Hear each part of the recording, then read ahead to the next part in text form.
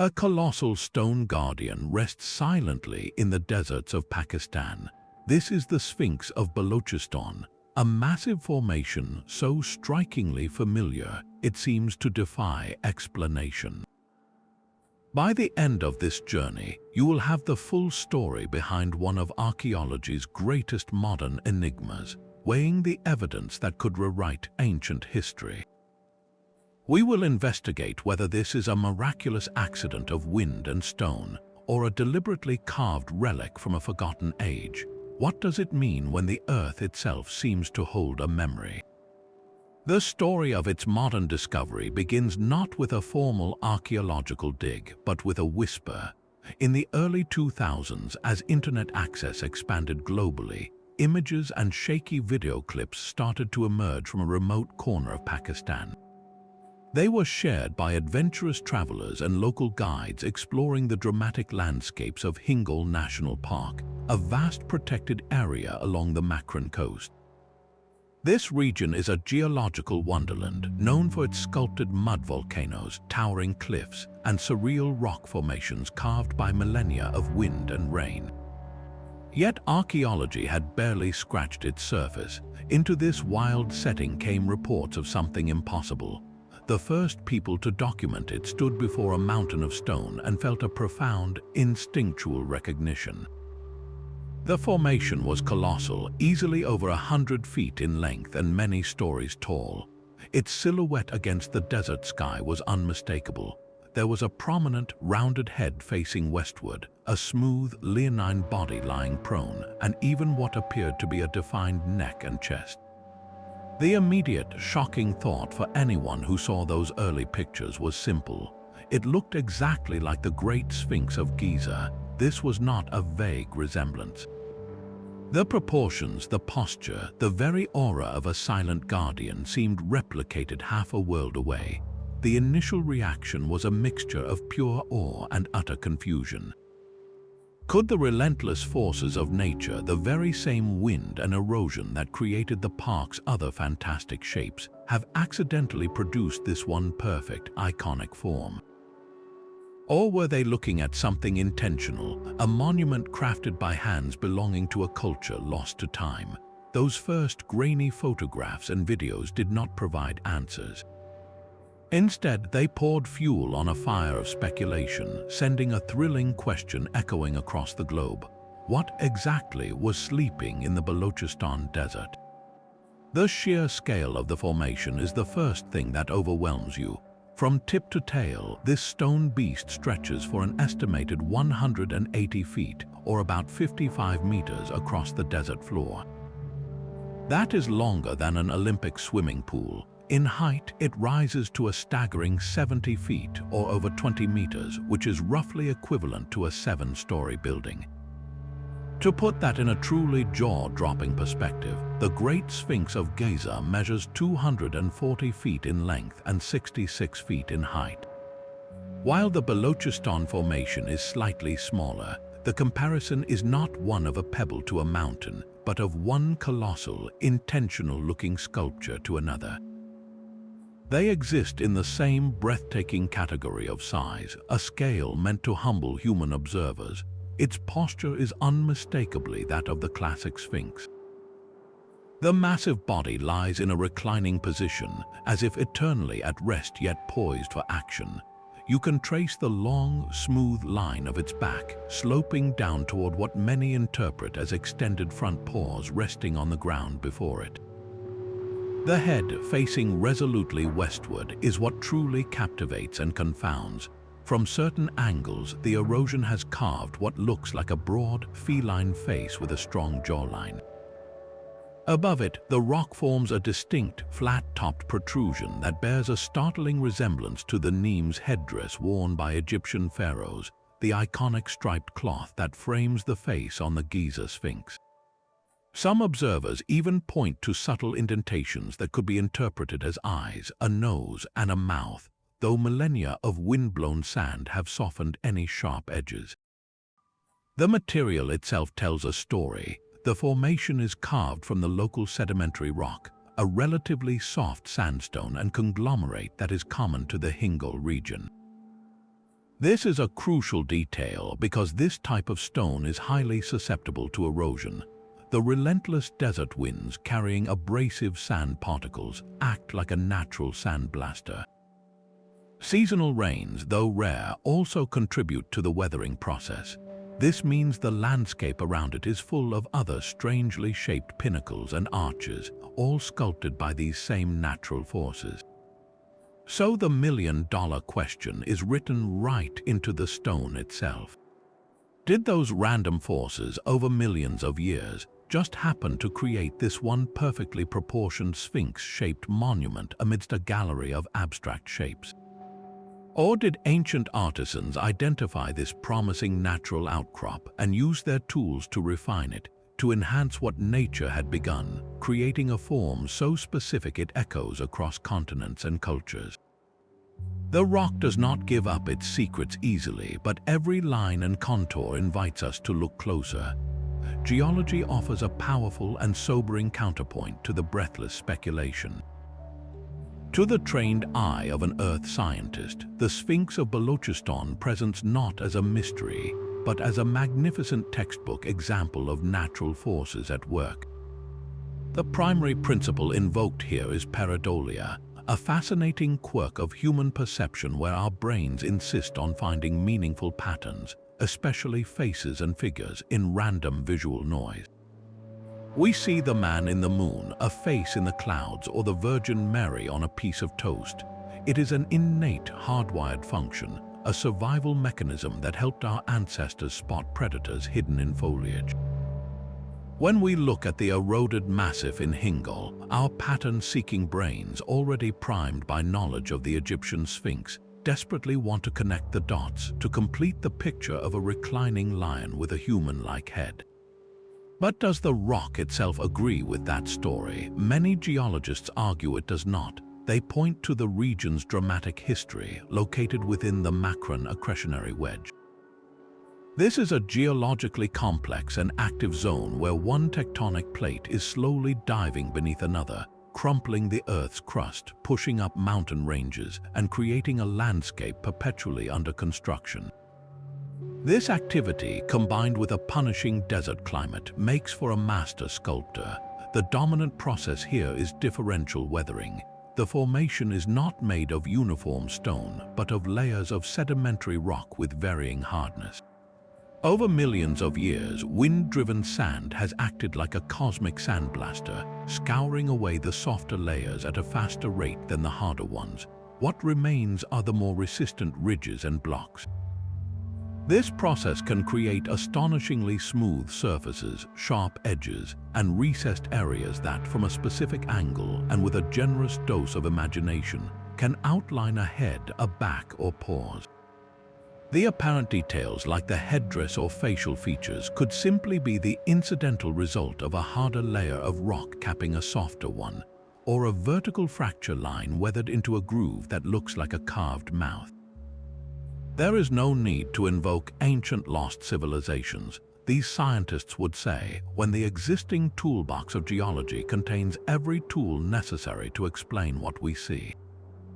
The official, mainstream explanation is one of magnificent coincidence. We are looking at a breathtaking natural monument shaped by the patient, mindless forces of tectonics and erosion over epochs that happens to resemble a cultural icon from another continent. It is a testament not to human artistry, but to the boundless creative chaos of the planet itself. This perspective grounds the mystery firmly in natural science, offering a clear and rational answer. Yet for some, this answer feels incomplete. It explains the how of the shape, but does it fully account for the unnerving specificity of that shape?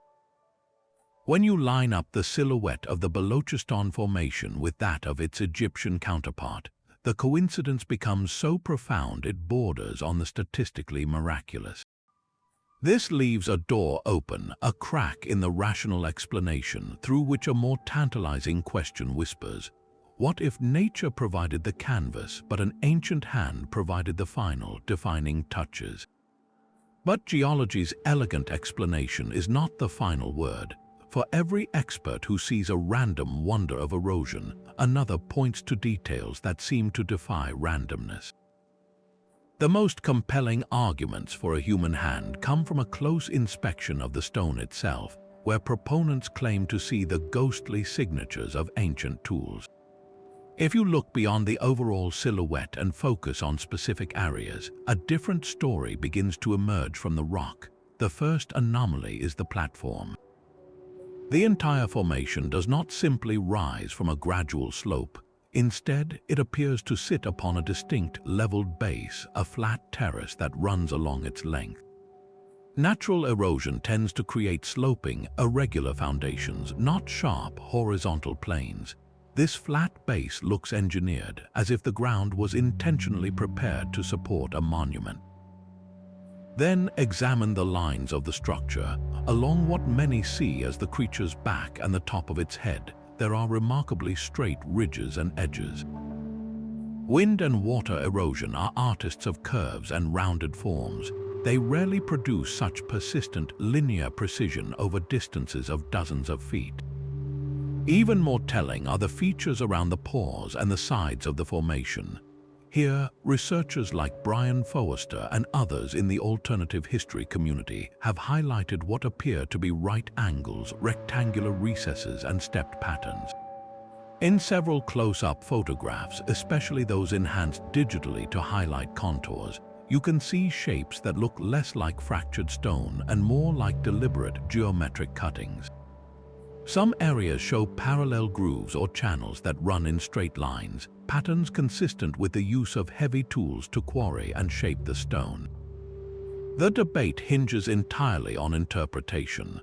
Are these straight lines merely the result of natural jointing in the sedimentary rock, where the stone splits along its inherent planes of weakness?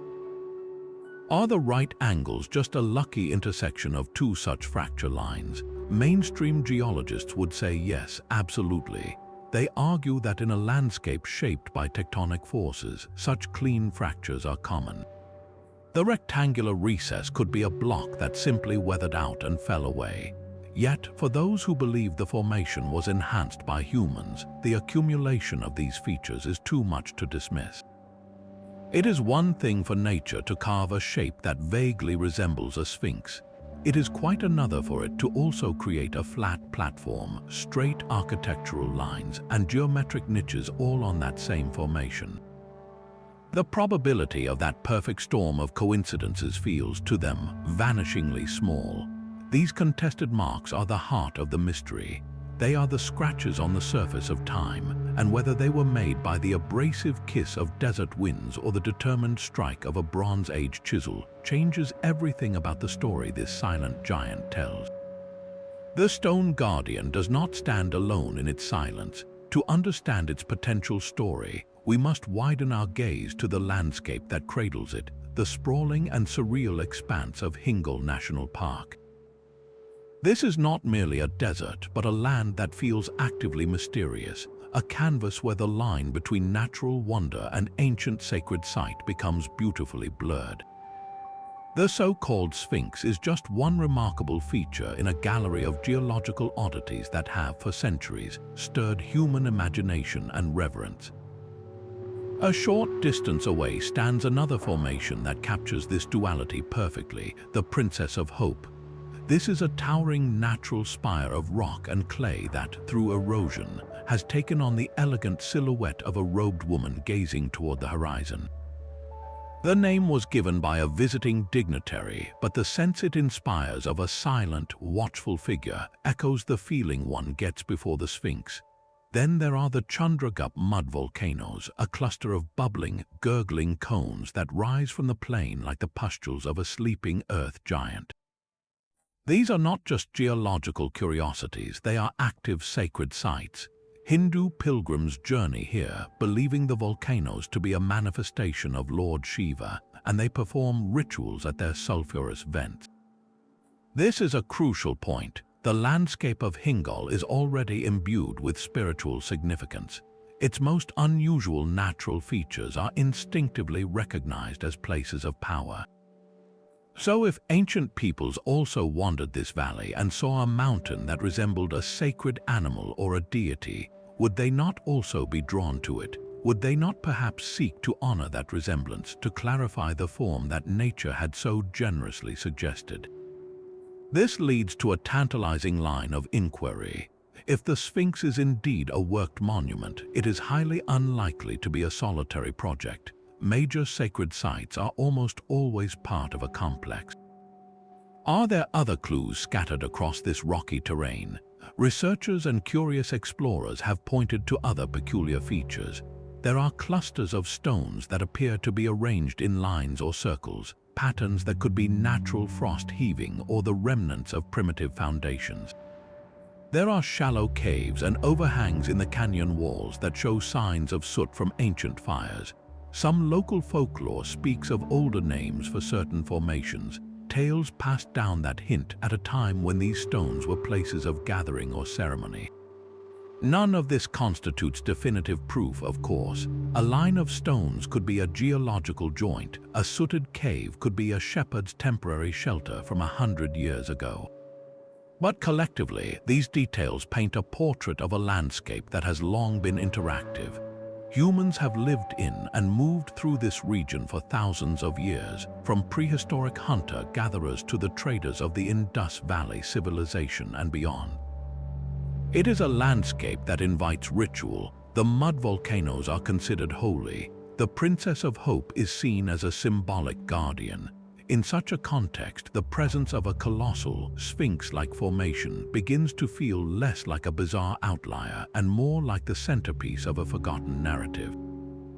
Perhaps we are not looking at a single mystery, but at the crumbling cornerstone of an entire sacred geography, a complex where nature's awe-inspiring sculptures were integrated into the spiritual life of a people whose name and language have been erased by the desert winds.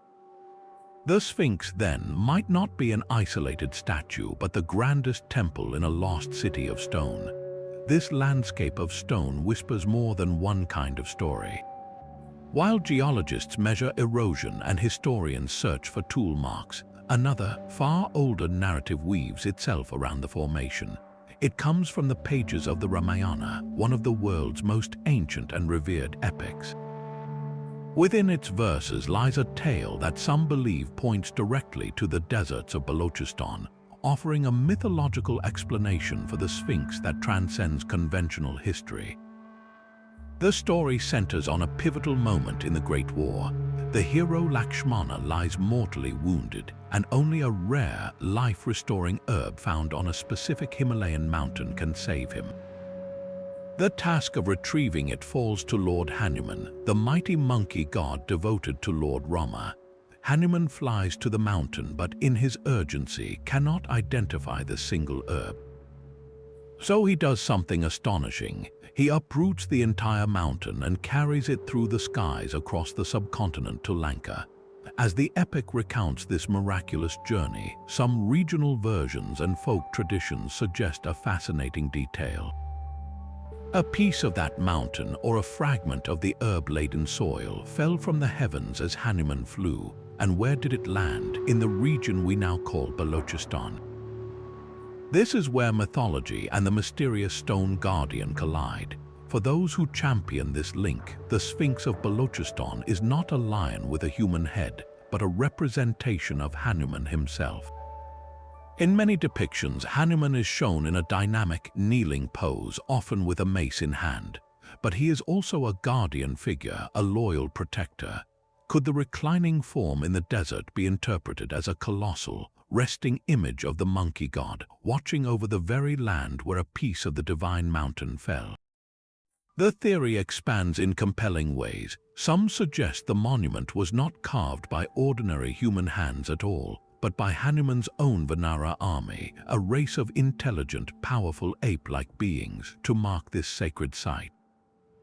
Others propose that ancient people, discovering this mountain that bore an uncanny resemblance to their revered deity, simply enhanced what they saw, carving details to honor the divine likeness they believed was already imprinted on the land by the gods.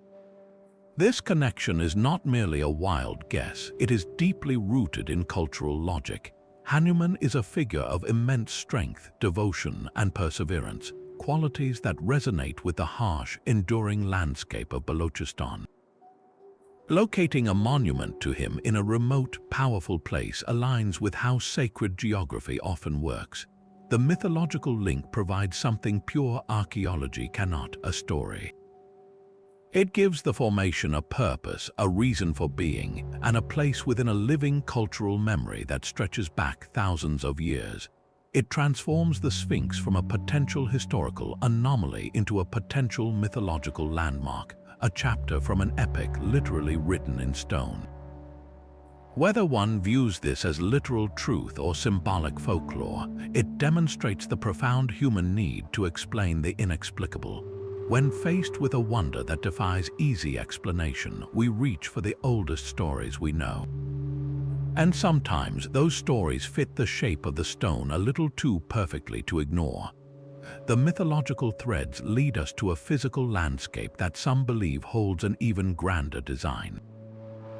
Beyond the solitary guardian lies a sprawling, ruined canvas that researchers like Brian Forrester and others argue is not a collection of random formations, but the skeletal remains of a vast ceremonial complex, a sun temple of unimaginable age.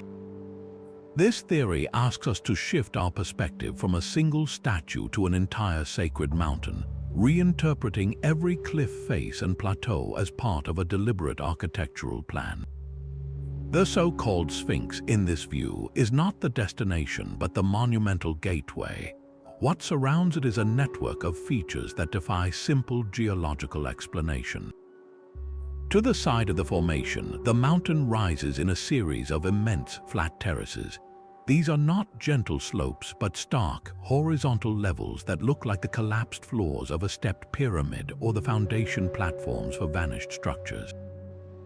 Scattered around the base are enormous, rectangular stone blocks, some the size of small houses, that appear dislodged and tumbled as if from a great wall or colonnade.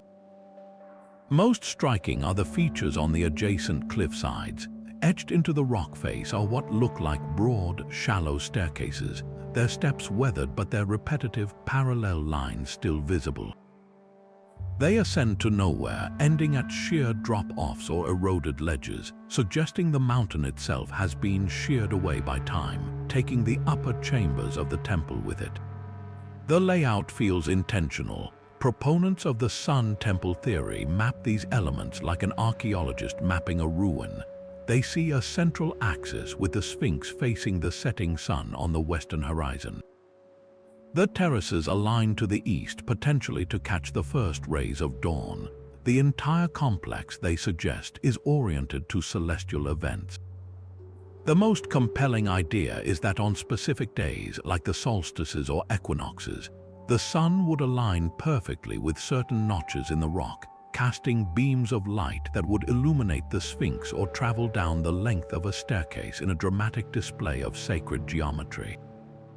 This concept is not without precedent. We see it in the sun-drenched corridors of Egypt's Temple of Karnak, in the precise solar alignments of Stonehenge, and in the Inca temples of Machu Picchu. A sun temple is a universal archetype, a place where humanity sought to harness and honor the fundamental power that governs life and time. The theory posits that the builders of this complex, whoever they were, saw this mountain not just as rock but as a conduit for cosmic energy. They would have shaped its natural contours into a giant astronomical instrument and a place of worship, using the land itself as their primary building material. The sheer scale of the alleged complex is what makes the theory so breathtaking and so controversial. We are asked to envision not a building, but an entire mountainside transformed into architecture. The erosion that followed would have been catastrophic, accelerated by the region's tectonic instability. Earthquakes could have sheared off entire sections of carved facades, sending megalithic blocks crashing into the valley. Millennia of wind and flash floods would have smoothed sharp corners, filled in courtyards with debris, and blurred the lines between what was carved and what was born of the earth. This is why, to the skeptical eye, it all just looks like a particularly dramatic example of natural badlands topography. but to the theorist, that is exactly what you would expect to find after 8 or 10,000 years of abandonment and geological violence. You would not find intact walls and polished columns. You would find the ghost of a structure, its bones still holding the shape of the body that once was. The silent Sphinx, then, becomes the last recognizable sentinel of a lost world, staring out across the ruins of its own temple, waiting for a sunrise it was built to celebrate. Determining the age of this silent giant is perhaps the most frustrating puzzle of all. We are faced with a monument carved from the living mountain itself, and that presents a unique and profound challenge. Unlike an ancient hearth where charcoal can be carbon dated, or a tomb containing pottery of a known style, solid rock does not come with a convenient timestamp. There is no organic material trapped within its creation to sample, no artifacts buried at its base that have been conclusively linked to its construction. We are left instead with a suite of indirect and often contentious methods, each reading the slow, patient language written by time on the stone's surface. The primary tool in this detective work is relative dating, a process of comparing what we see to known benchmarks. One key is the patina, the thin skin or coating that forms on rock surfaces over centuries of exposure. This desert varnish is a complex layer of minerals and microbes that darkens and hardens with age. The patina on the Sphinx formation is thick and deep, suggesting immense antiquity, but even this is not a precise clock. Weathering rates offer another clue. Geologists sometimes measure the thickness of what is called a weathering rind, the softened layer of rock just beneath the surface that expands as the stone decays. This method is highly controversial and depends on knowing the exact local climate history, which we do not have for the thousands of years in question. We can also look at the erosion patterns themselves, comparing the depth of gullies and the rounding of edges on the Sphinx to other, dated geological features in the Makran region, like ancient river terraces or known seismic uplift events. This tells us the formation has been exposed to the elements for a very, very long time, but pinning down a number in years remains elusive. So, if we entertain the possibility it was shaped by human hands, when could that have happened? The most immediate comparison is to the Great Sphinx of Giza, traditionally dated to around 2500 BCE. Could they be contemporaries, products of a connected ancient world? There is no archaeological evidence for contact between the Indus Valley civilization and Old Kingdom Egypt that would explain such a parallel project, making this timeline intriguing but unsupported. Other theorists looking at the extreme erosion propose a far more radical date. They argue that the weathering appears too severe for a mere 4,500 years, suggesting the monument could be vastly older, perhaps from a hypothetical civilization that thrived before the end of the last ice age over 12,000 years ago. This would place its creation in the realm of legend, a relic from a forgotten epoch erased by rising seas and climatic chaos.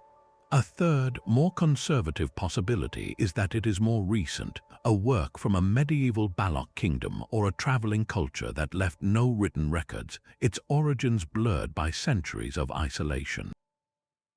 Each of these timelines is a narrative built on sand. The evidence is circumstantial, the dating methods are interpretive. This profound uncertainty is not a weakness of the investigation, but the very source of the mystery's power. It means the Sphinx of Balochistan exists in a kind of timeless limbo, unbound by the conventional frameworks of history.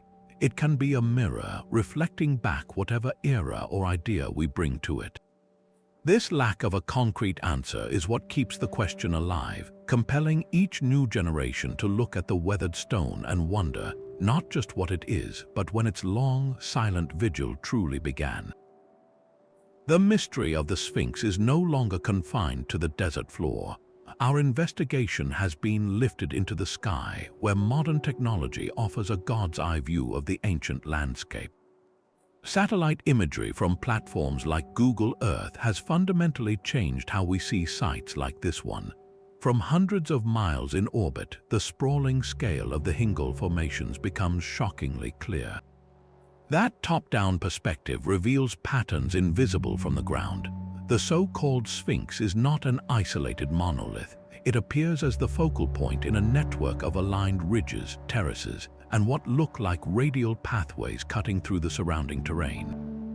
This aerial view fuels the theory of a vast ceremonial complex, allowing researchers to map potential processional routes, central plazas, and the relationship between different geological features with a precision never before possible.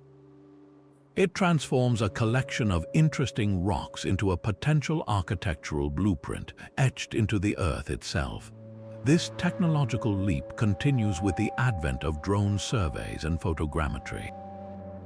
Researchers can now fly small drones equipped with high-resolution cameras over the formation, capturing thousands of overlapping photographs from every angle. Specialized software then stitches these images together, not into a flat picture, but into a detailed, measurable three-dimensional model. This digital twin of the Sphinx can be rotated, measured, and analyzed from the comfort of a laboratory. Scientists can calculate the exact volume of stone, map erosion patterns millimeter by millimeter, and even simulate how sunlight would have fallen across its surfaces at different times of the year. These 3D models allow for a kind of virtual archaeology, where every contour and crack can be scrutinized for signs of human modification without ever touching the stone. It is a non-invasive way to interrogate the past, turning speculation into quantifiable data. The most tantalizing tools, however, may still be in the future. Imagine being able to see through the ground. Ground-penetrating radar, or GPR, makes this possible. By sending radar pulses into the earth and measuring the echoes that bounce back, this technology can create a sonogram of the subsurface. It can detect differences in soil density, revealing buried walls, foundations, voids, or even chambers hidden beneath centuries of sand and debris.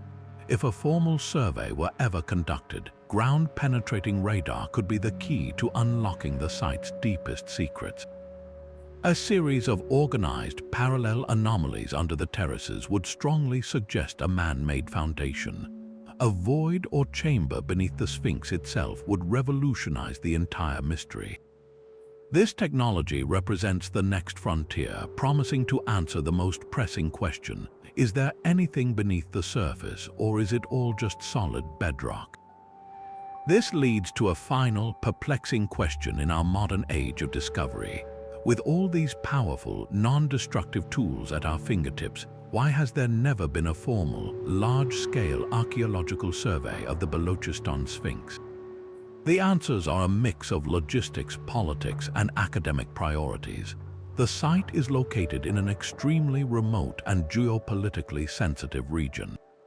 Organizing an international team, securing permits, and ensuring safety is a monumental challenge. Furthermore, mainstream archaeology often prioritizes sites with clearer historical context or immediate rescue needs.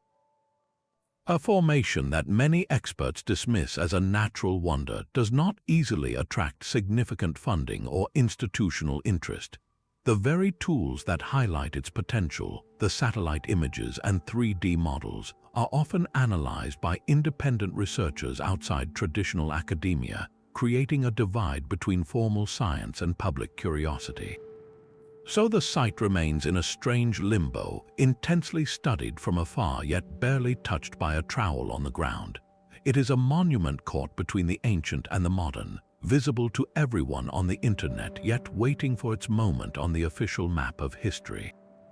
The silent stone is not silent to everyone. For the Baloch people whose ancestors have lived in the shadow of these mountains for generations, the formation is not a riddle from the internet but a feature of home. Their stories weave a human tapestry around the stone, offering a perspective often lost in distant debates. Among locals, the formation is most commonly known simply as the Lion of Balochistan, a name that speaks to that universal, instinctual recognition of its shape. But this is not merely a descriptive nickname. In the rich oral traditions of the region, the lion holds a place of profound respect and symbolic power, representing strength, nobility, and guardianship. To call this mountain the lion is to acknowledge its role as a perpetual sentinel over the land. Some elders recount older, more elusive tales passed down from their grandparents. These stories do not speak of Egyptian pharaohs or lost sun temples, but of local giants, legendary heroes, or ancient kings who ruled from mountain fortresses. There are whispers that the formation was once a living creature, petrified by a curse or a divine act to stand watch forever. Others suggest it marks the tomb of a great chieftain, his spirit forever merged with the stone guardian above him. These narratives are not detailed historical records, but they are something equally valuable. They are cultural memory encoded in myth. They consistently frame the site as a place of significance, of power, and of deep time. This indigenous perspective adds a crucial layer of depth. It reminds us that long before satellite images and geological reports, people looked at this mountain and felt it demanded a story. Their interpretation emerges not from cross-continental comparison, but from a direct, lived relationship with the landscape. They integrated the wonder into their own worldview, seeing in it the qualities they most valued. This human element transforms the mystery. The Sphinx of Balochistan is no longer just a potential archaeological artifact. It is a character in an ongoing local epic. The challenge, however, is that these stories are fragile and increasingly difficult to access. The Hingol region is profoundly remote, with sparse settlements and a way of life that is often separate from the digital world where this mystery thrives. Furthermore, the area's geopolitical sensitivity means that outsiders, especially foreign researchers, face significant hurdles in traveling freely, building trust, and conducting the kind of patient, respectful ethnographic work needed to fully document this oral history. Many of the deepest keepers of these tales are elderly, and their knowledge risks fading without being recorded. So we are left with fragments, glimpses of a narrative that exists parallel to our scientific and historical inquiries. These fragments, however, are priceless. They tell us that regardless of its origin, this formation has been a focal point of human imagination for a very long time. It has been named, storied, and woven into the identity of the place. This suggests that the central question we have been asking might be framed in a new way. We have been debating whether the mountain was carved by nature or by human hands, but perhaps for the culture that lived with it, that distinction was never the most important one. Perhaps what mattered was the presence of the guardian itself and the meaning they chose to give it. The stone held a space in their world, and they filled that space with a story that gave it life. This instinct to carve a guardian from the living earth is not unique to any one desert or dynasty. When we place the silent watcher of Balochistan on a world map, it joins a startlingly consistent chorus of stone. From the sands of Egypt to the jungles of Central America, the image of a powerful, recumbent creature, often with a composite form, emerges again and again in the ancient world. The most famous, of course, is the Great Sphinx of Giza, a lion with the head of a pharaoh gazing eastward across the Nile for over 4,500 years. Its purpose seems clear: a divine guardian of the necropolis, a symbol of royal power fused with solar worship. Then look to the myths of ancient Greece, where the Sphinx was a winged lion with a woman's head, a cunning riddler who guarded the entrance to the city of Thebes. This was not a monument to be revered, but a terrifying obstacle to be overcome. Yet the core image of a lion-body hybrid remained. Venture across the Atlantic, and the pattern echoes in a different key. In the Olmec and later Maya civilizations of Mesoamerica, we find the word jaguar, a transformative motif depicting a human figure merging with the powerful jaguar, often shown in a crouching or powerful stance.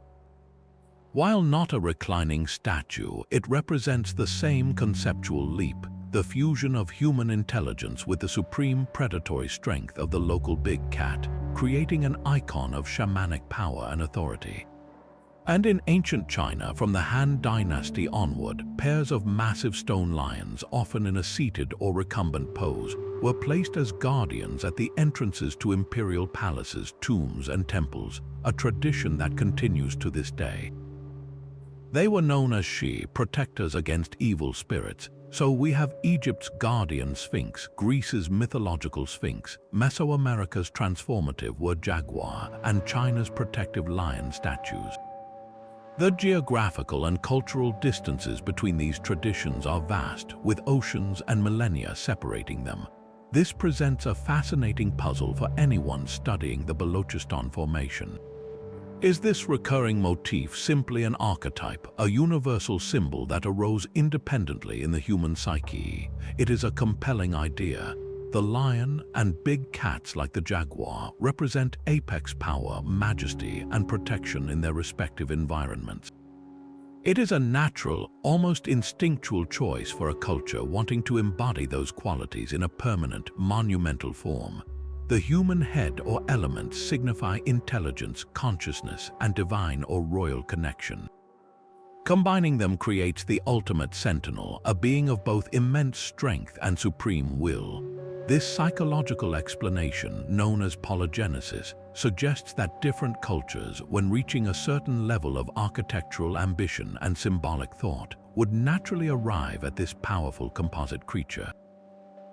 But another, more controversial school of thought whispers a different possibility. Could it point to diffusion? Is there a chance, however slim, that this idea traveled? Proponents of ancient diffusionist or even so-called ancient astronaut theories look at these parallels and see not independent invention, but the scattered footprints of a shared influence. They ask, could there have been a much older, perhaps even global, source culture or a network of contact that seeded this iconic concept around the world in a forgotten epoch? Could the Balochistan Sphinx, sitting at a crossroads between the Indus Valley, Mesopotamia, and beyond, be a relic from that lost network? This line of thinking is largely rejected by mainstream academia, which points to the distinct cultural contexts and the lack of concrete evidence for transoceanic contact in those deep eras. Yet, the sheer persistence of the image is undeniably haunting. It forces us to wonder, is the human imagination truly that predictable, or are we looking at the faded edges of a map we have long since lost? By existing in this company, the mystery in Pakistan is no longer an isolated oddity. It becomes a single piece in a much grander, global mosaic, a piece that challenges us to reconsider how ideas moved across the ancient world and what secrets might still be buried in plain sight, wearing the face of a lion. This global chorus of stone guardians makes the silence from one particular quarter all the more deafening. Where are the archaeologists? The absence of any major, official excavation or study by recognized institutions like Pakistan's Department of Archaeology or international bodies like UNESCO is the elephant in the room for this entire mystery. For many viewers and independent researchers, this silence is not just puzzling, it is deeply suspicious. It fuels a powerful narrative that mainstream science is either ignoring or suppressing a discovery that could upend history. But the reality behind this institutional quiet is often more about practical hurdles than conspiratorial intent. First, consider the sheer, brutal remoteness of the site. Hingol National Park is a vast, rugged wilderness with limited infrastructure. Organizing a full-scale archaeological dig, there is a logistical nightmare. You need to transport teams, equipment, food, and water across difficult terrain, all while ensuring safety in an area with extreme temperatures and limited communication. The cost alone is a massive deterrent for any institution operating on a tight budget. Then there is the geopolitical dimension. Balochistan is a region with a complex history and ongoing sensitivities. Securing permits for foreign archaeologists to work there involves navigating layers of bureaucracy and security concerns that can stall projects for years, if not indefinitely. For a government department with limited resources, prioritizing a site that looks at first glance like a wind-sculpted rock formation over more clear-cut historical locations is a simple matter of triage. This leads to the core academic perspective. From the viewpoint of mainstream archaeology, extraordinary claims require extraordinary evidence. The initial, overwhelming evidence presented by geologists is that the formation is a spectacular natural feature. Without clear, undeniable proof of tool marks, associated artifacts, or architectural context, investing significant time and money is seen as a poor use of scarce resources. It is not necessarily a dismissal of the possibility, but a rigorous application of scientific priority, a demand for stronger preliminary data before committing to a dig. Yet, critics argue this caution has crossed over into a kind of intellectual blind spot. They point to a long history of archaeology where game-changing discoveries from Troy to Machu Picchu were initially dismissed as myth or legend by the establishment. They see a discipline sometimes resistant to ideas that fall outside established paradigms, especially those championed by non-credentialed researchers online.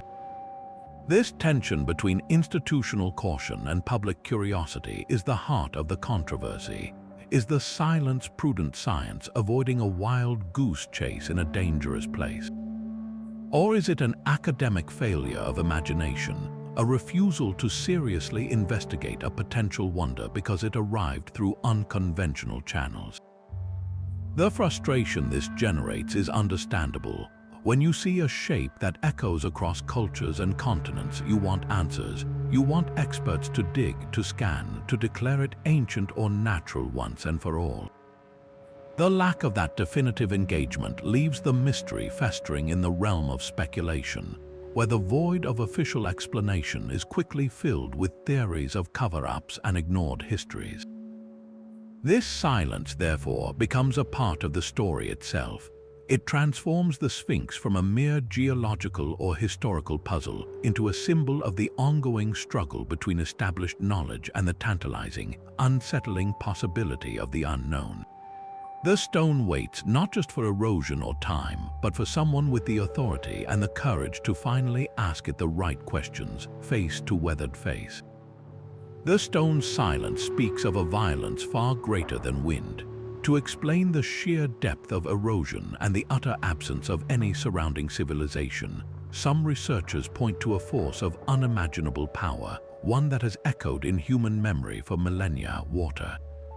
This is the catastrophic flood theory, a dramatic idea that suggests the Sphinx of Balochistan is not just old, but a survivor from a world before the deluge.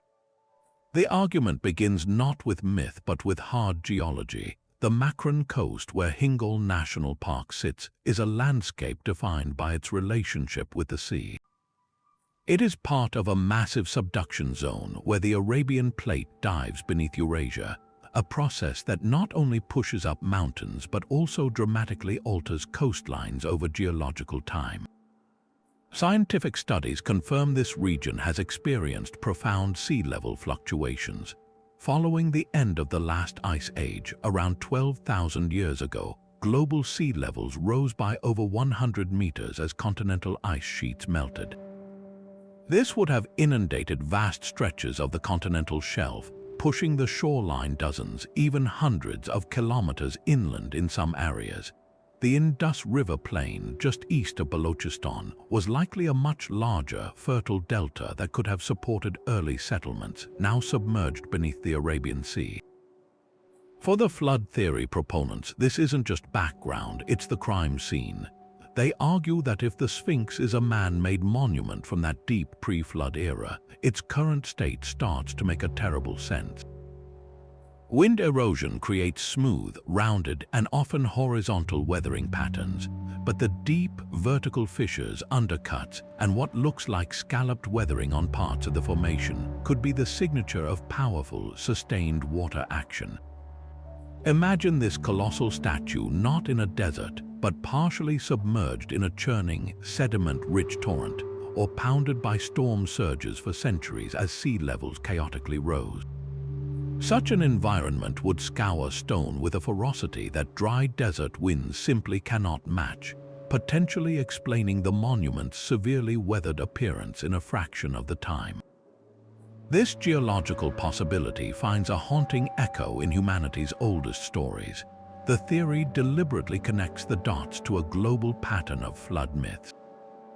From the Epic of Gilgamesh in Mesopotamia to the biblical story of Noah, from the deluge tales of the Maya to the Manu legend in Hindu scriptures, cultures worldwide preserve a collective memory of a great drowning. In the context of the Sphinx, these aren't seen as mere allegories, but as fragmented histories of a real, cataclysmic event at the end of the last ice age. This line of thinking naturally leads to the search for lost civilizations that such a flood could have erased, names that spark the imagination like Atlantis or the legendary Tamil continent of Kumari Kandam. Proponents like Graham Hancock suggest we are not looking for a lost city next to the Sphinx, but for a lost world that the Sphinx once belonged to. The flood, they argue, is the perfect explanation for the site's most frustrating blank, the complete lack of associated artifacts, tools, or settlement ruins. A catastrophic rise in sea levels wouldn't just abandon a city, it would obliterate it. It would sweep away every pottery shard, every bone tool, every mud brick foundation, burying them under hundreds of feet of marine sediment or scattering them across the ocean floor. What remains would be only the most monumental, most durable structures, those carved directly into the bedrock of the highest ground. The Sphinx, in this scenario, isn't an isolated mystery. It's a solitary peak above a drowned world, a mountaintop that became a monument. This theory is, by its nature, highly speculative. Mainstream archaeology demands physical evidence, and a global cataclysm that left no clear cultural footprint beside a single, contested rock formation is a monumental claim. Yet, its power lies in its narrative sweep. It offers a single, dramatic answer to multiple puzzling questions: age, erosion, and isolation. It transforms the Guardian from a relic of history into a survivor of prehistory, a sentinel that kept its watch through the end of one age and into the beginning of our own. Whether you find it compelling or fanciful, the flood theory forces a profound shift in perspective. It asks us to look at the dry, sun-baked desert and see, instead, the ghost of a vanished sea. The flood theory asks us to see a drowned world, but the stone itself presents a more immediate puzzle. How could anyone in any age have even attempted to carve it? To move from speculation to plausibility, we must put ourselves in the shoes of the hypothetical builders, facing a mountain with nothing but ancient tools and sheer determination. The first and most daunting task would have been quarrying. This isn't a collection of blocks to be assembled, it's a subtractive art on a titanic scale. The builders would have needed to remove thousands of tons of stone from around the formation to isolate it from the surrounding cliff face, creating the clear definition of a separate creature. How? The most likely ancient method is the use of pounding stones. Workers would have taken harder, denser rocks like dolerite or granite and used them as hammerstones to literally batter the softer sandstone, pulverizing it grain by grain. It's a brutally slow process, but it leaves a distinctive pockmarked surface, a texture we should look for on any recessed areas. Wedges made of wood or metal could have been driven into natural fissures, then soaked with water to expand and split off larger sections.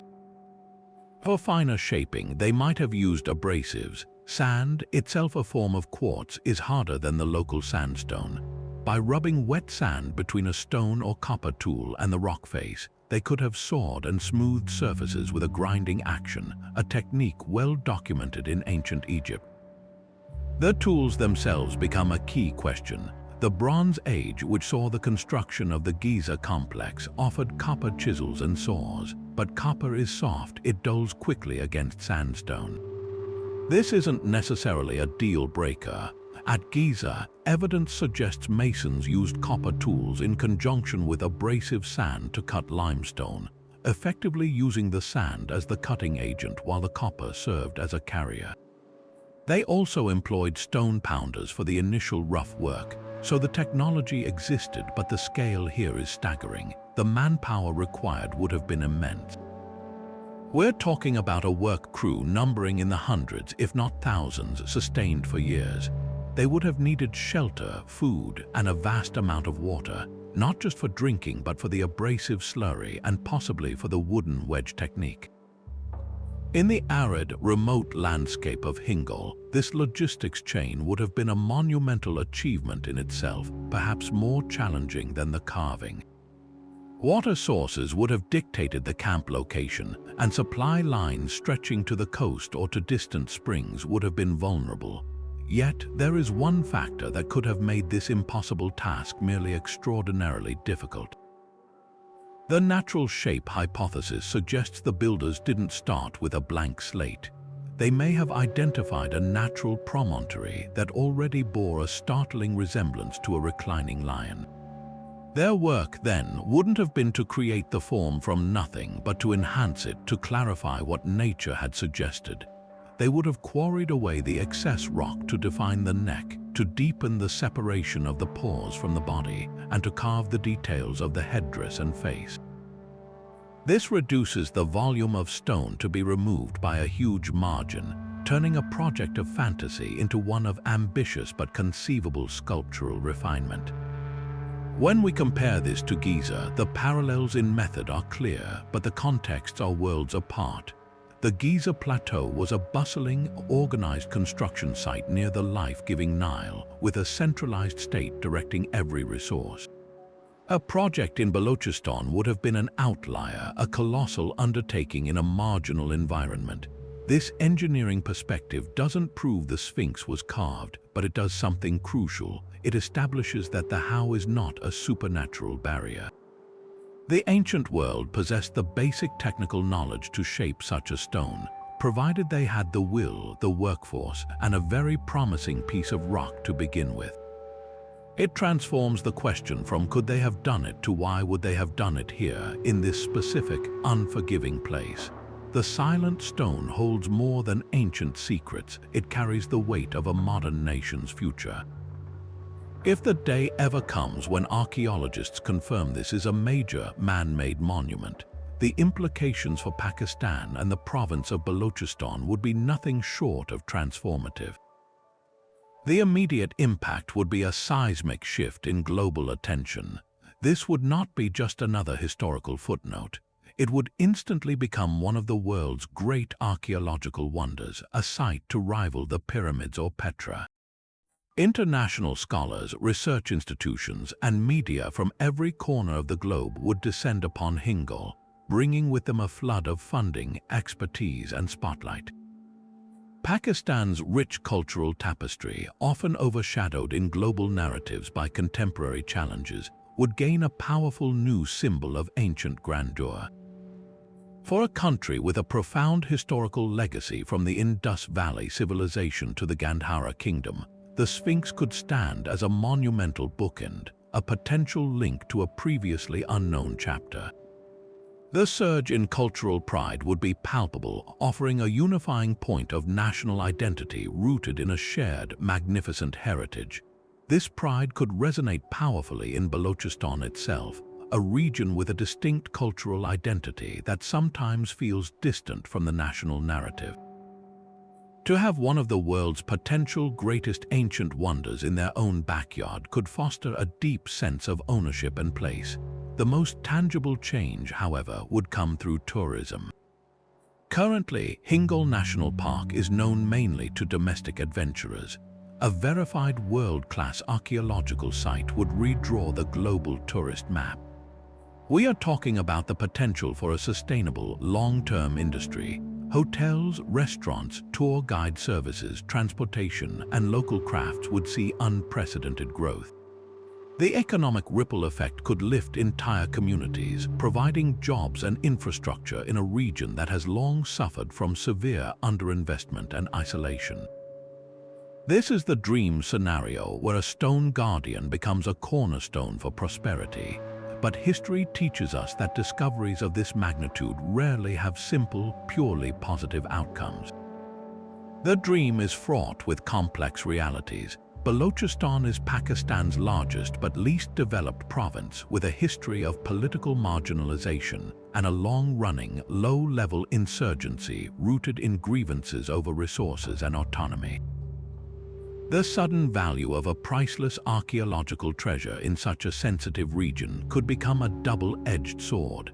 Who would control the site? Who would benefit from the revenue?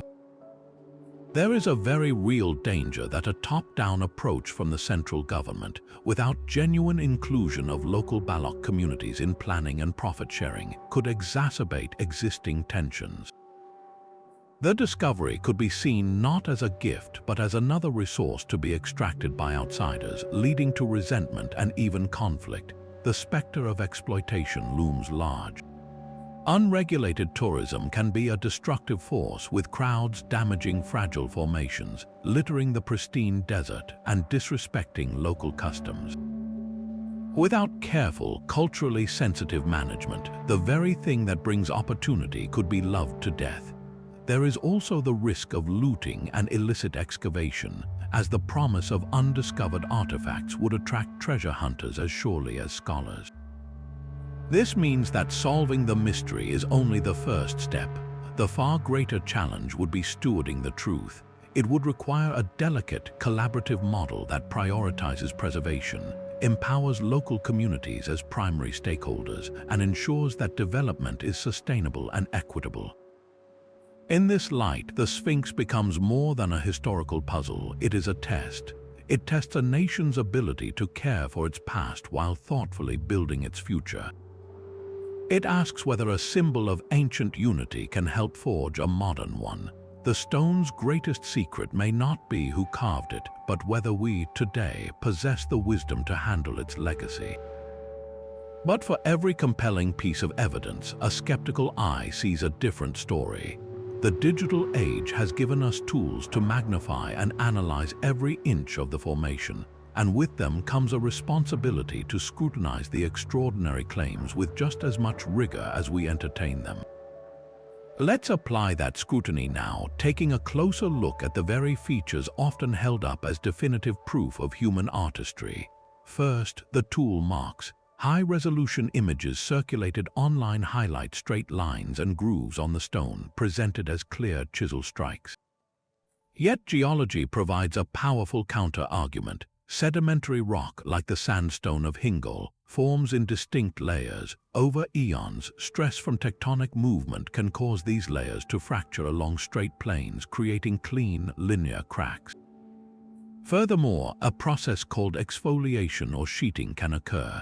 As overlying rock erodes away, the pressure on the deeper stone is released, causing large, curved slabs to peel away. The edges where these slabs separate can appear remarkably straight and sharp, easily mistaken for a quarry cut. What looks like a deliberate groove could simply be the channel left behind after a thin layer of softer rock weathered out between two harder bands. The platform upon which the Sphinx seems to sit is another point of contention.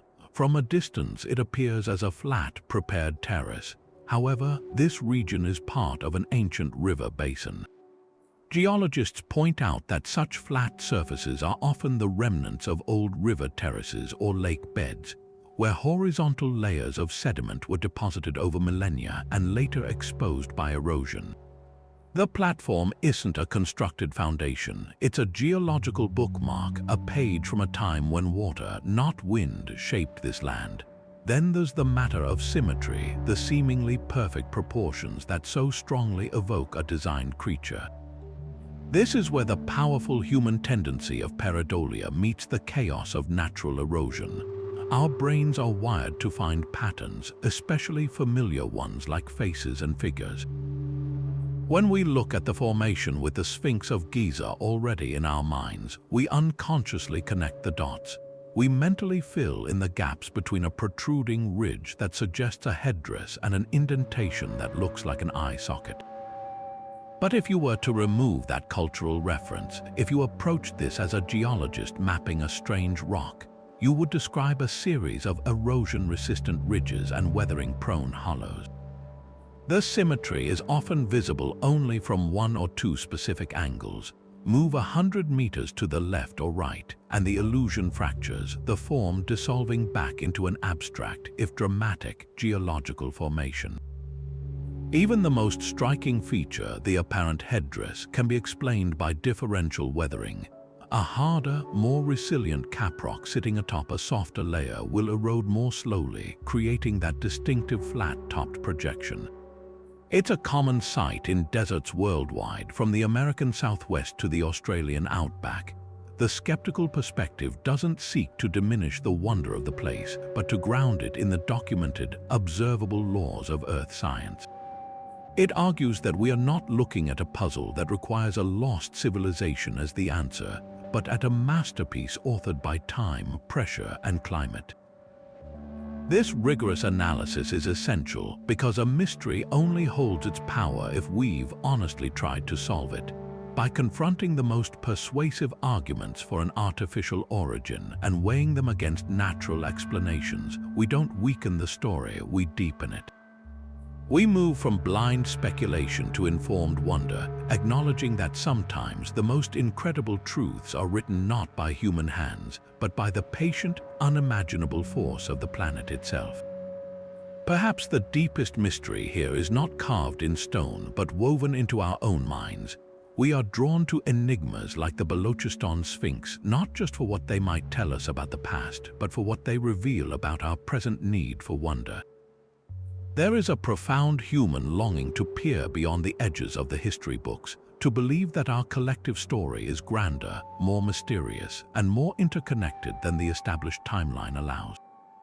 A solitary, weathered formation in a remote desert becomes a perfect canvas for this longing.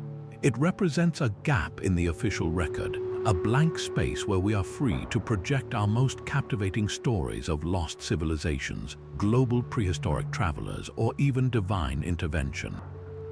This desire speaks to a certain dissatisfaction with a world that feels fully mapped and explained. We crave the possibility that there are still monumental secrets sleeping in plain sight, that the past holds episodes so dramatic they have been erased from all but the most stubborn stone. This is why genres like alternative history and ancient astronaut theory resonate so powerfully. They offer a narrative of hidden connections and forgotten golden ages, a story where humanity is part of a more epic and often more tragic saga. The idea that our ancestors might have been more advanced or more widely connected than we credit them is deeply appealing. It suggests a legacy of greater ingenuity, and it implies that our current understanding is merely a chapter, not the entire book. The Sphinx, in its silent ambiguity, fuels this narrative perfectly. It requires no translation, it asks only for interpretation. Is it a natural masterpiece or a crafted relic? Either answer is astonishing, but one path leads to a known geological process, while the other opens a door to 1,000 thrilling possibilities. We are, in a sense, choosing the story we want to believe. And in an age of information overload, the story of a solitary, unsolved guardian offers something rare, a genuine puzzle that cannot be solved with a quick internet search. It returns a sense of scale and mystery to history, reminding us that some questions are so old and so large, they humble our modern certainty. The stone's true power may lie in its ability to make us not just investigators of the past, but storytellers of the future, forever wondering what magnificent truths might still be waiting for the right eyes to see them.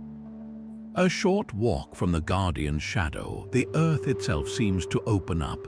Scattered across the arid slopes and nestled into the base of nearby cliffs are a series of dark openings, cave-like structures that present their own quiet enigma. These are not the rough, gaping mouths of natural caverns. To the curious observer, their form is strikingly geometric.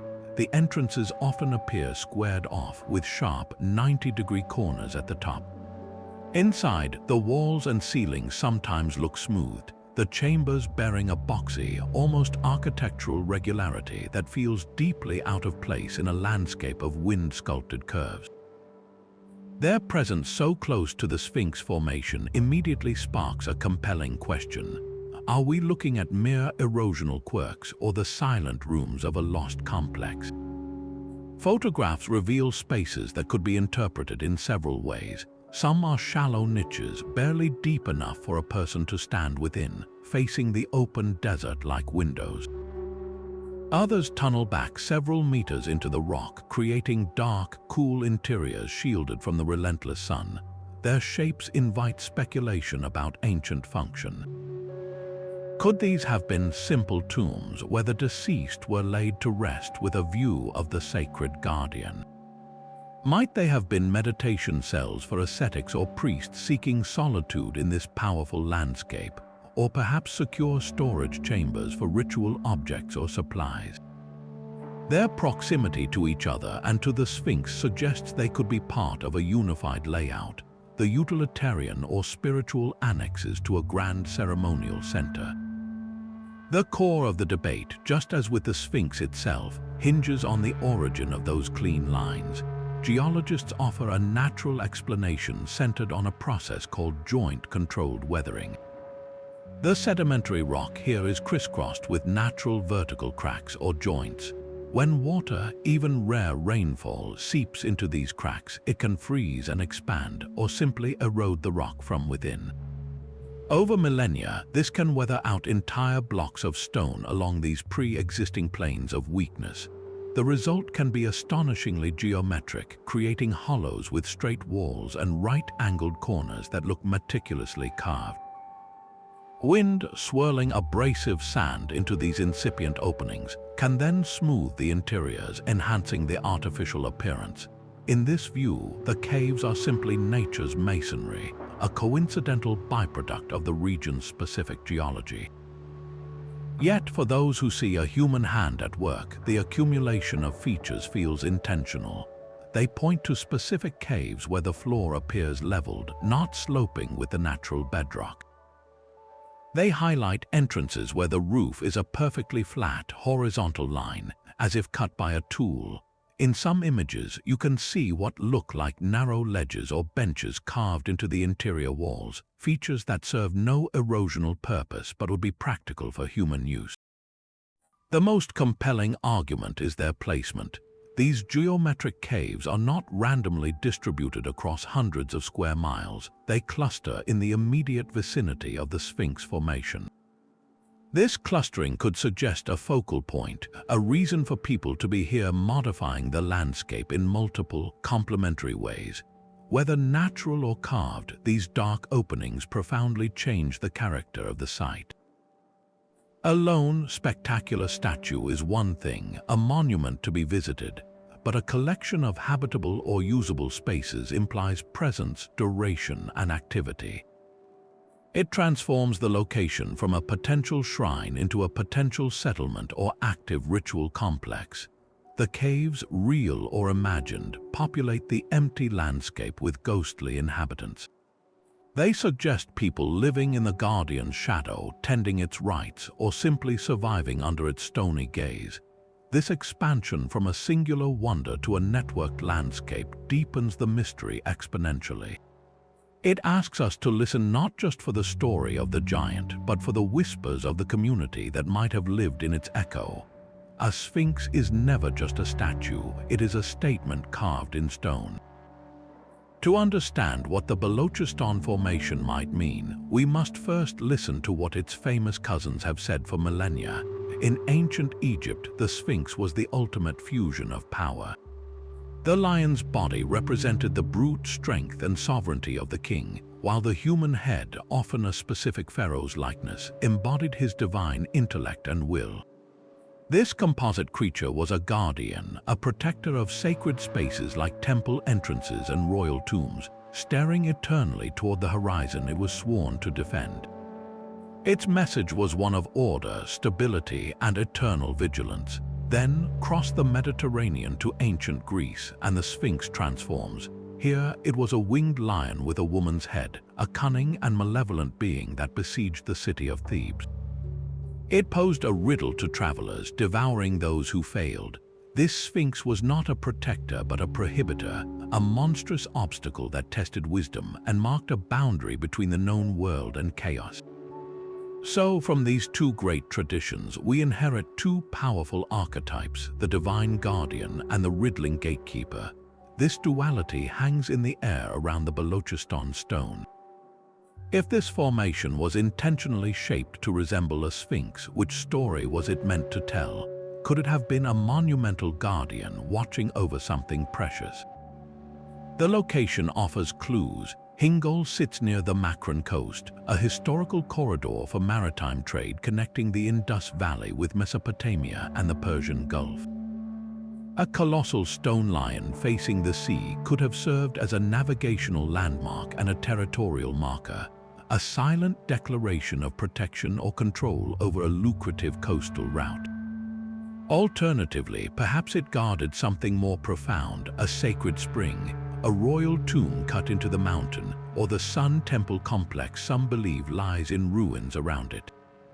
Its reclining posture suggests watchfulness, not aggression, leaning more toward the Egyptian ideal of a vigilant sentinel than the Greek monster poised to strike. Then we look to the details, the most debated of all. If that distinctive flat top is indeed meant to represent a Nemes headdress, the striped cloth worn by Egyptian pharaohs, the implications are staggering. It could point to a direct, if unimaginably ancient, cultural transfer, a thread of influence stretching across continents that history has since severed. More likely, it suggests a fascinating case of parallel development, where two cultures, entirely independent, arrived at a similar symbolic solution, fusing the form of their local apex predator with the visage of authority to create an icon of ultimate power. This is where the analysis hits its most frustrating wall, the silence of the Indus Valley civilization. This advanced Bronze Age society flourished to the east of Balochistan, building great cities like Mohenjo-Daro and Harappa. Yet their art and seals, while rich with animal imagery like bulls and elephants, show no sphinxes. Their iconography lacks the composite creature motif. So if the Balochistan Sphinx is man-made, it doesn't neatly fit into the cultural world we know existed nearby. It stands outside the established symbolic language, a sentence in a dialect we have no dictionary for. This absence forces pure speculation. Without a single corroborating artifact, inscription, or even a local myth that clearly describes its creation, we are interpreting a symbol without its cultural codex. We are trying to read a book by looking only at the embossed image on its cover, with all the pages missing. Yet, this very gap is what makes the exercise so intellectually compelling. It pushes us to think beyond established categories, to consider lost kingdoms, forgotten cults, or traveler cultures who passed through, saw a mountain that inspired them, and left their mark before moving on. The stone's symbolism, therefore, remains locked. It could be a guardian, a border marker, a deity, or a king. The truth is, it symbolizes whatever the people who shaped it believed it to be.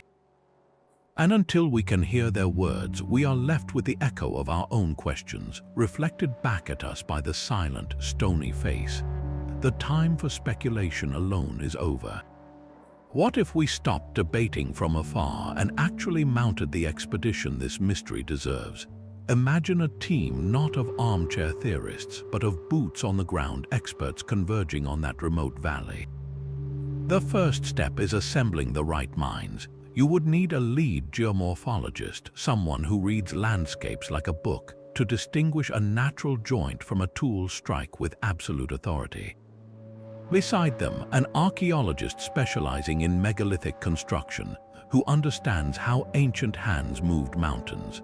A structural engineer would assess the stability of the site for any work, while a cultural anthropologist or local historian would document oral traditions and ensure the community's voice guides the process. This isn't a treasure hunt, it's a forensic investigation of a mountain. The tools would be as important as the team. The mission begins from the sky. A drone equipped with LiDAR would fly precise grids over the entire complex. LiDAR uses laser pulses to penetrate vegetation and map the ground surface, creating a hyper-detailed topographic model that could reveal buried walls, hidden platforms, or geometric patterns invisible to the naked eye. This same drone would capture thousands of high-resolution photographs for a photogrammetric 3D model, allowing every fissure and contour to be measured and analyzed from a laptop halfway across the world. Then, ground-penetrating radar units would be walked in a tight grid across the terraces and around the base of the formation. Their subsurface profiles would answer the most critical question: is there anything man-made beneath the sand? If those scans reveal compelling anomalies, the next phase would involve minimal physical intrusion. Core drilling could be used in select locations. A hollow drill bit would extract slender cylinders of stone from key areas, like the platform or the base of a pore. These cores are like time capsules.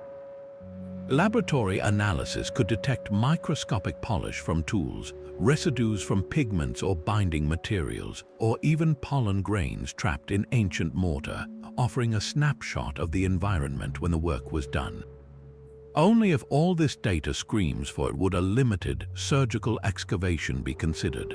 A single, carefully placed trench along the edge of the platform could search for a foundation, a datable artifact, or a construction layer that settles the debate once and for all.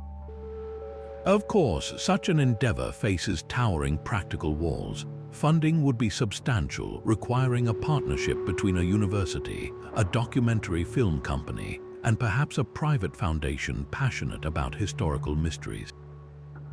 The greater hurdle is permissions. This would require the full cooperation and trust of the Pakistani government, specifically the Department of Archaeology, and most importantly, the elders and communities of Balochistan. The project would have to be framed not as an extraction, but as a collaboration with training and jobs for locals and a guarantee that any findings are preserved and celebrated in Pakistan. The path is difficult, but it is not impossible. It requires a shift from wondering to willing.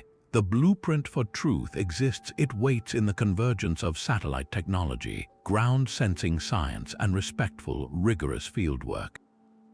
The stone has kept its secret for millennia. With the right combination of humility, technology, and resolve, we may not have to wait another 1,000 years to finally hear its story. This mystery has been kept alive not in university libraries but on computer screens. Long before any official institution took note, the story of the Balochistan Sphinx belonged to a global network of amateur investigators. Independent researchers, travel bloggers, and documentary makers journeyed to the remote site, often at personal expense and risk, to capture the first clear photographs and drone footage that brought the formation to the world. Passionate YouTubers meticulously analyzed every pixel of these images, comparing angles and lighting, while online forums buzzed with theories, each new visitor adding another piece to the collective puzzle. These digital explorers became the modern cartographers of this enigma, mapping its contours for an audience of millions who might never set foot in the desert. This grassroots effort is a powerful force. It democratizes discovery, allowing anyone with curiosity and an internet connection to participate in a real-time archaeological debate. The collective passion of this community creates an unstoppable wave of attention, forcing a second look at what might otherwise be dismissed. It crowdsources observation, where a sharp-eyed viewer in one country might spot a detail missed by someone else half a world away. This global living room of theorists has essentially adopted the Sphinx, becoming its vocal advocates and protectors. Yet this very passion has a shadow side. The same open forum that welcomes fresh eyes can also rapidly amplify misinformation. A compelling theory presented with conviction and slick editing can spread faster than a cautious, peer-reviewed geological report. The lack of formal scientific rigor means well-intentioned speculation can harden into accepted fact within echo chambers. Measurements might be approximated, geological processes misunderstood, and photos sometimes enhanced or interpreted with a powerful confirmation bias, seeing exactly what one hopes to see. The line between enthusiastic investigation and sensationalism can blur, with the most dramatic narratives often gaining the most traction, regardless of their foundation in evidence. This creates a fascinating tension. On one hand, you have the slow, methodical, and often silent world of academic archaeology.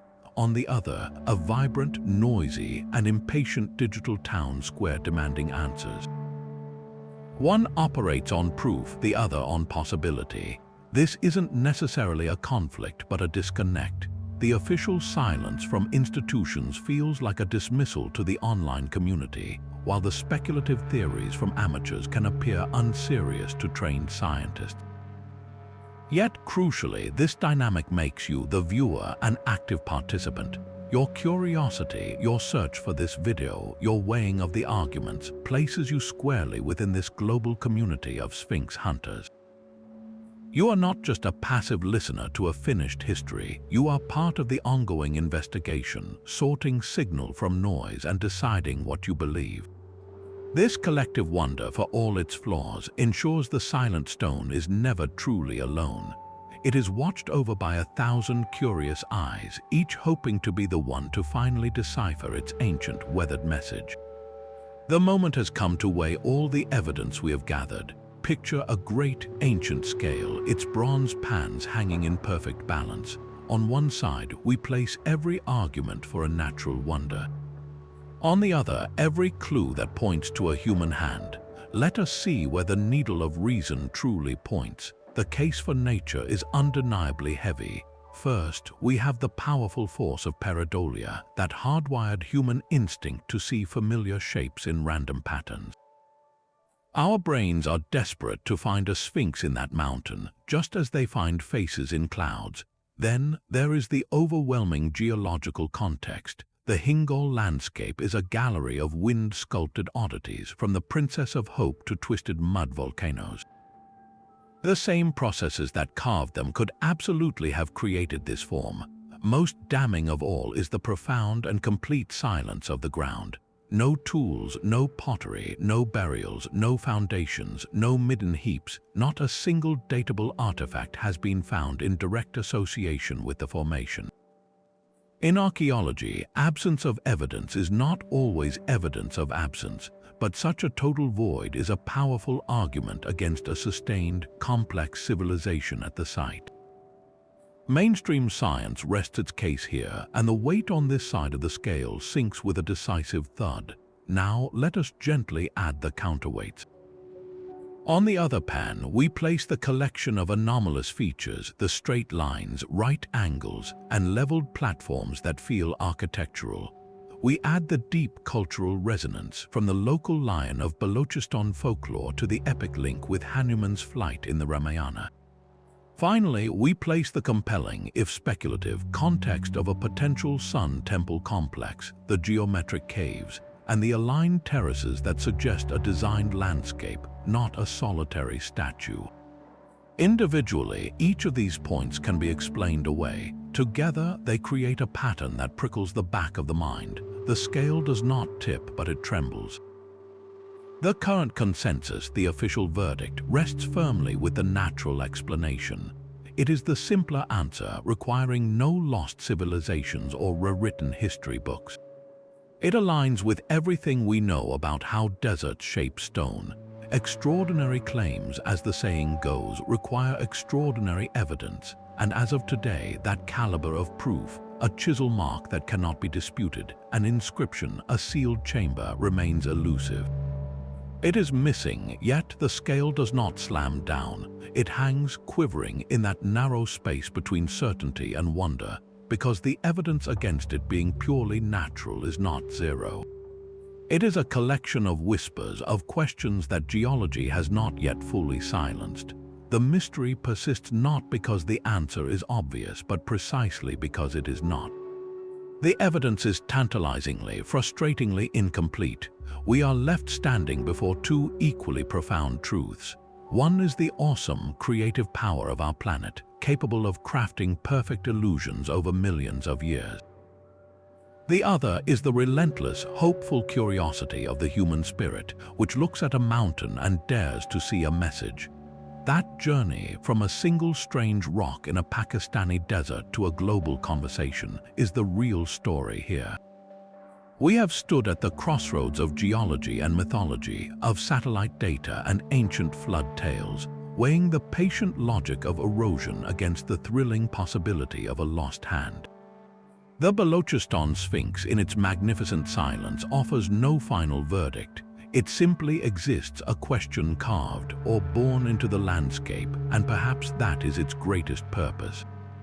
Whether it is a masterpiece of natural forces or a relic from a forgotten chapter in our own story, its power lies in the challenge it presents. It compels us to look closer, to question the tidy narratives we have written about the ancient world, and to admit that the past is far stranger and more capacious than our textbooks often allow.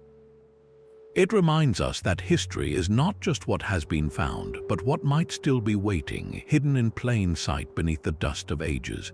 So as the camera pulls back for one last dramatic aerial view of that solitary guardian against the vast desert, we are left with a final, haunting thought. If this one formation can hold so many worlds of debate and wonder, what other secrets is the Earth still keeping from us? The search is never truly over. Share your own theories in the comments below. Subscribe to join us on more deep dives into the world's great historical mysteries. And above all, keep that spirit of curiosity alive. The next great discovery is out there, waiting for someone to ask the right question.